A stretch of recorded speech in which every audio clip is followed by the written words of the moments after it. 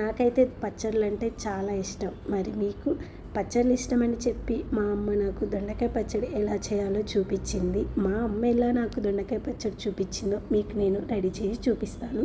Fresh దొండకాయలు తీసుకున్నాను, పచ్చిమిర్చి, టమాటాలు, ఆనియన్ కట్ చేసుకున్నాను. స్టవ్ ఆన్ చేసిన తర్వాత గిన్నె పెట్టుకొని అందులో కొన్ని పల్లీలు వేయించుకున్నాను. పల్లీల తర్వాత జీలకర్ర కూడా వేయించుకున్నాను. అదే కడాయిలో నూనె పోసి పచ్చిమిర్చి కూడా వేయించుకున్నా. పచ్చిమిర్చి వేయించి నేను ఏం తీయలేదు, దాంట్లోనే ఉంచి అందులో దొండకాయ, టమాటా కూడా వేసుకొని బాగా పచ్చివాసన వేయేదాకా ఫ్రై చేసుకోవాలి. ఆలోపు నేను ఇందాక పల్లీలు, జీలకర్ర వేయించుకున్నా కదా, దాంతో పాటు నేను ముందుగా ధనియాలు వేయించి పౌడర్ చేసి పెట్టుకున్నా. అవి 2 స్పూన్లు వేసుకొని మిక్సీలో సన్న పొడిలా చేసుకున్నాను.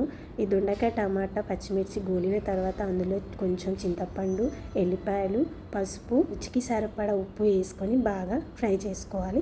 ఆ ఫ్రై అయిన తర్వాత చల్లారుకొని ఇది మనం మిక్సీ జార్లో వేసుకొని కచ్చాపచ్చగా పట్టుకోవాలి.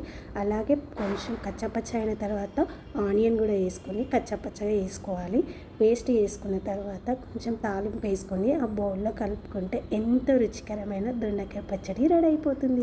ఇదే విధంగా దొండకాయ పచ్చడిని ట్రై చేయండి. టేస్ట్ ఎలా ఉందో నా కామెంట్లో చెప్పండి. నెక్స్ట్ వీడియోలో కలుద్దాం.